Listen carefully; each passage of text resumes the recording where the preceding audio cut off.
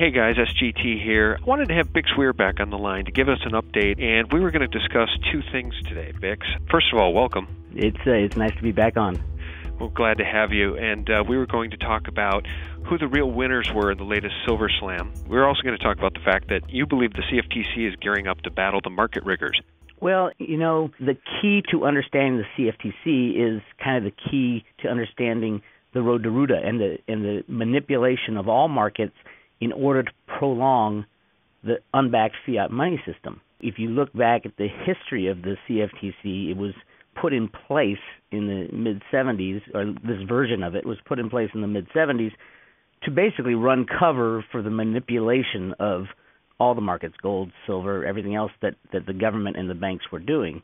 So to expect the CFTC to stand up and uphold the law all of a sudden, it's very difficult for that to happen because the markets are all skewed and out of balance. Now, that doesn't mean that in the future they're not going to uphold the law. They know exactly what's happening. They know exactly where they've been and what they're doing. We've had whistleblowers.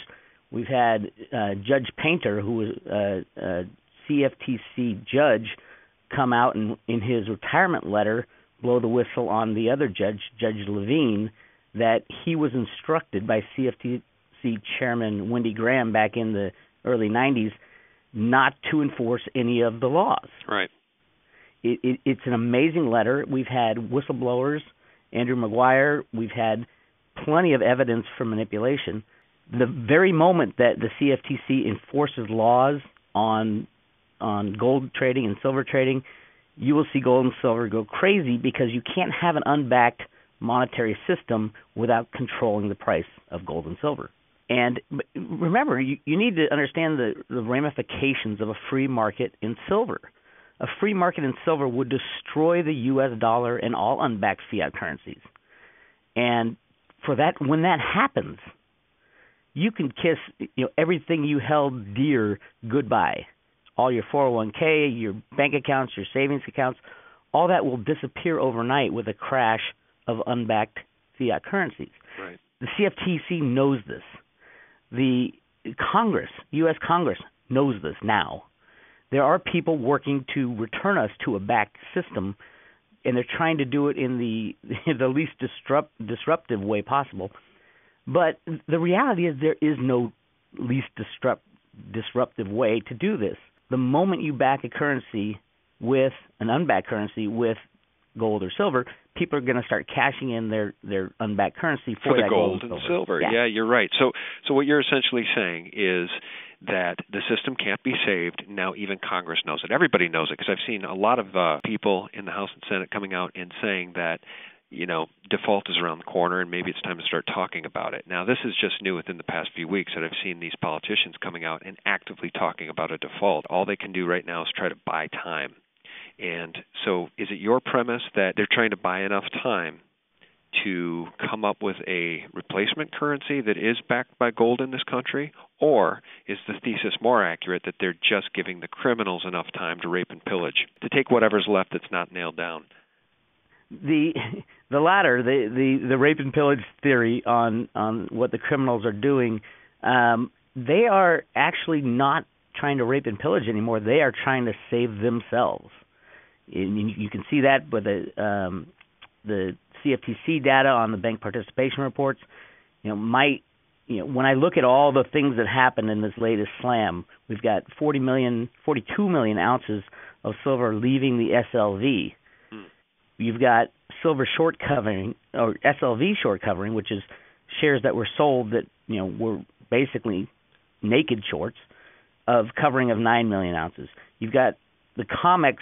When this slam happened, it didn't start on May 1st when it went down $6 in a matter of minutes. Right. It started in mid-January when William Daley, who is Obama's new chief of staff, came into office. William Daley was on Jamie Dimon's SWAT team over at J.P. Morgan.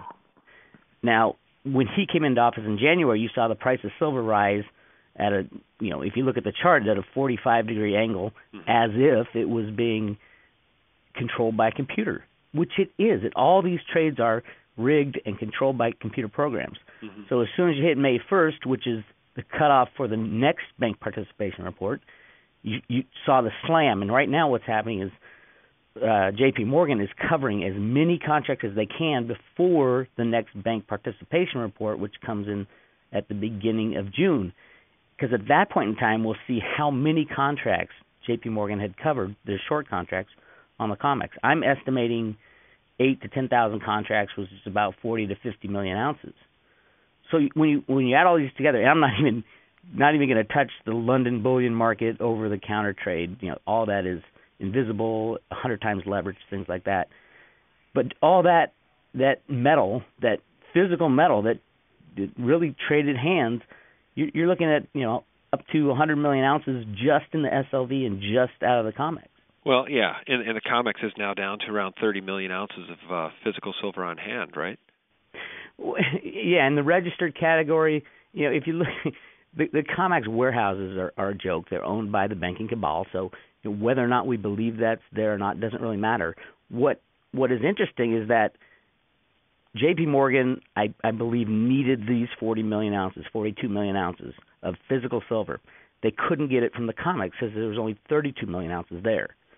So they had to go through the SLV, which they are the custodian of that metal, and pull that metal out to deliver to somebody who had demanded it. All right, so why don't you sum up for us then on what your position is as to what things look like between now and 2013. I don't think either of us believe this system will still be standing in 2013. It won't even be standing in 2011. What we've got here is every single state, local, federal government is on the brink of bankruptcy, if not already in bankruptcy. And the hammer is falling now, and it's going to continue to fall this year into the summer. You're going to see there is going to be a QE3. There has to be a QE3 because they need more money in the system. And there's going to be a fight over the debt ceiling. Now that fight is a fight between basically the good guys and the bad guys in this battle, in that Congress ultimately has the responsibility, or has shirked off the responsibility, of controlling the money in the United States. The Congress can stand up and say no more. We won't increase the debt ceiling. Jamie Dimon, our friend over at J.P. Morgan, came out and said if the U.S. Congress does not raise the debt ceiling, he would wreak havoc on the markets trying to protect his company. There's a quote from him. It said he would have hundreds of people working around the world protecting our company from that kind of event. We would get prepared for it way ahead of time.